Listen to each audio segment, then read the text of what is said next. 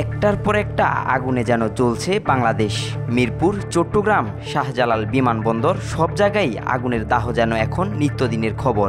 এক আগুন নিভতে না নিভতেই আরেক আগুনের আতঙ্ক ছড়িয়ে পড়ছে রাজধানীসহ সারা দেশে। গত 18 অক্টোবর শাহজালাল আন্তর্জাতিক বিমানবন্দরের কার্গো ভিলেজে ভয়াবহ আগুনে পুড়ে যায় কোটি টাকার মালামাল। তারও আগে চট্টগ্রামের গুদাম ঘরে আগুনে ছাই হয়ে যায় বহু ব্যবসা প্রতিষ্ঠানের সম্পদ। এরপর মিরপুরের কারখানায় ভয়াবহ অগ্নিকাণ্ডে প্রাণহানি ও ক্ষয়ক্ষতির শোক কাটতে না কাটতেই আবারও আগুন লাগে মিরপুরের কালশি রোডের এক 6তলা ভবনে। আগুন নিয়ন্ত্রণে কাজ করেছে ফায়ার সার্ভিসের একাধিক ইউনিট, কিন্তু আতঙ্কে কেঁপে ওঠে পুরো এলাকা। বারবার আগুন লাগার এই ঘটনাগুলো কি নিছক দুর্ঘটনা, নাকি পেছনে আছে অন্য কোনো পরিকল্পিত হাত? যান্ত্রিক ত্রুটি, অব্যবস্থাপনা, নাকি রাজনৈতিক উদ্দেশ্য? প্রশ্ন এখন সেখানেই। প্রতিটি ঘটনার পর তদন্তের আশ্বাস পেলেও ফলাফল থাকে অধরাই।